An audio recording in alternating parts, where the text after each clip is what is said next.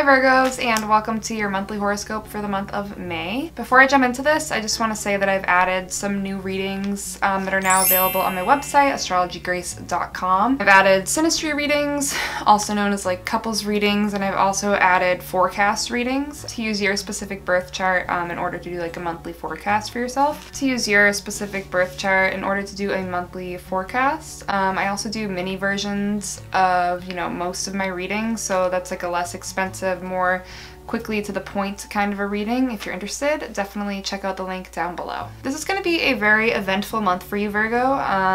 Uranus is moving this month and it's going to move into your 9th house, so you might notice right away that you have some unexpected issues with like your neck or your throat, like maybe you have like a sore throat, something along those lines. Any therapies that involve like earth-like things like mud, any kind of like dirt, crystals, stuff along those lines can be really helpful for you, especially if you're having issues with your neck or your throat. You want to spend time, like as much as possible this month in nature, like take a walk through the woods, hang out at the beach. Anything that allows you to be in nature is going to be really beneficial for you. Mars, moves into your 6th house around like the 16th. It's going to be a really good time for you to detox. Your health overall though might just be a little more fragile this month, so just be aware, like especially after the 21st when the sun moves into Gemini, you just are going to have a little bit more problems with your health, and I'm not like trying to scare you or anything. Just be aware of it and make sure that you're like taking care of yourself. You're definitely going to feel a lot busier this month, and honestly things might feel very chaotic during the month of May for you, especially when the planets shift around like in the middle of the month.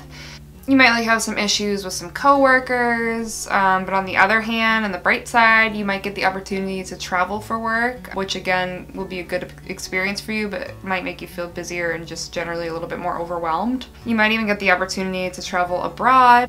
Even though your health might be a little bit of an issue during the second half of the month, when the sun moves around the 21st, you're gonna definitely notice more success and fortune come your way. You might get involved in charities that help your career, or like volunteer work may help your career in some respect. You might finally start to get some recognition in places that you've been hoping for recognition but it hasn't come yet. This is definitely the month when it will start to make an appearance. The sun is gonna start out in your 9th house and move to your 10th during the second half of the month, so you're going to want to really expand your horizons, and like I said, you might get an opportunity to travel, so this would be a good time for it. It's a good time to learn, to read, to talk to other people and really have like in-depth conversations and be open to learning. You might talk to people you formerly like went to school with, or you used to go to school with, or former co-workers. And you might notice a connection with people maybe you haven't connected with in quite some time, and it will bring you, some happiness and some feelings of knowledge that you didn't previously have. As the sun moves into your 10th house, you're going to become a lot more focused on your career, and you're going to really feel like you can be a leader, whether it's like something to do with your hobbies or your career or school, anything along those lines. You're going to feel like you can really lead, and you're going to feel more confident in yourself in that department. You might have career gains that are possible, maybe like a promotion of some sort. Mercury is going to move through your 8th, 9th, and then end in your your 10th house at the end of the month. So while it's in your 8th house, it's a really good time to have like financial discussions, or go over your finances, individually, independently. If you are sharing like finances with a romantic partner or family members, or even like a roommate, it's a good time to have some discussions around that topic. If you are looking for a loan or to make a big purchase like a car or an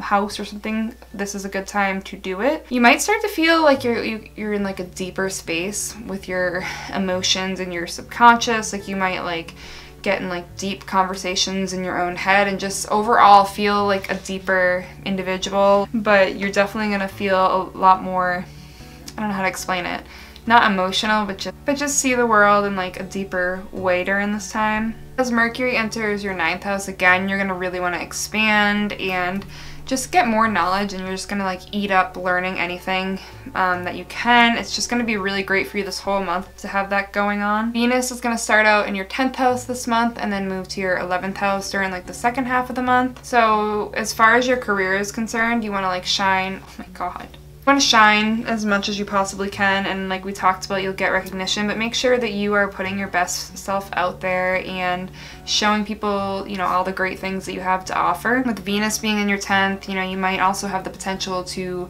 have some romantic things going on, like in work or at school. If you're single, you might meet somebody new in any of those ways, or you might have a relationship, you know, happen at the workplace, something along those lines. As Venus moves into your 11th house, your social life becomes more important, so this will definitely pick up during the second half of May, and you're going to want to spend time with friends, you know, get yourself maybe involved in a new group activity with people that are kind of on the same page as you, or just doing things that you've been meaning to do. And if you do get involved in those sort of things, that's also another potential place where love can happen, especially if you are single, or if you're in a relationship. It might be good to get involved in group activities with your partner. It might like spice things up, or just it might be really fun for the two of you to do something along those lines. Mars is going to be in your 5th house and then move into your 6th house about halfway through the month, so you're going to have a lot of energy and you're going to want to like have a lot of fun and just feel pleasure. Maybe you'll be into sports or spend some positive time with children during the first half of the month. It's a really great time for a vacation, so if you have an opportunity to take one, definitely do it during, you know, the first half of May, or use that time to just be really creative, or just, you know, take a few days off and just have some time to yourself to have like a little bit of fun, do something that makes you happy. When Venus moves into your 6th house, you're definitely gonna switch gears. Switch gears, and hard work is going to be like what you want to do. It's going to make you feel good. You know, just make sure that you're not taking on too much, and if you have the opportunity to share work with others, make sure that you're doing that. I mean, do, you know, what you are capable of, but don't do more than you need to do, because it will just wear you down. It won't help you get ahead. It'll actually like have the opposite effect. You might get a new pet this month, or have some sort of an issue with one of your pets. So just make sure if you are, you know, you have a pet or something like that, make sure you are paying close attention to them and being totally aware of their needs. Between the 3rd and the 19th, the sun is going to be trining Pluto, so a little is going to go like a long way during this time period, and you're going to be able to really get down to the bottom of something that's been bothering you or that's been on your mind. You might discover some information that could really benefit you, you know, to help you with your goals and further yourself. And you're gonna just be able to have this ability to really concentrate and focus on what you want, and it's gonna be a really positive time for you. You might have some issues when Mercury squares Pluto between like the 2nd and the 11th, where you're just feeling like darker than you typically do, and you're just gonna be feeling more secretive, and you know, you might get a little obsessive about something, or like suspicious. This could have to do with like a relationship, a friendship, or something to do with work. I mean, it could be anything, but you just want to be aware that this is a transit that's happening and can cause a little bit of issues in your life between the 2nd and the 11th. So just don't let yourself get too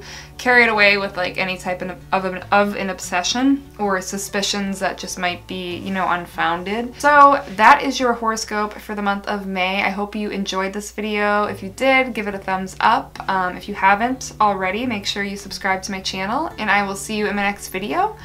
As always, have a good day or night.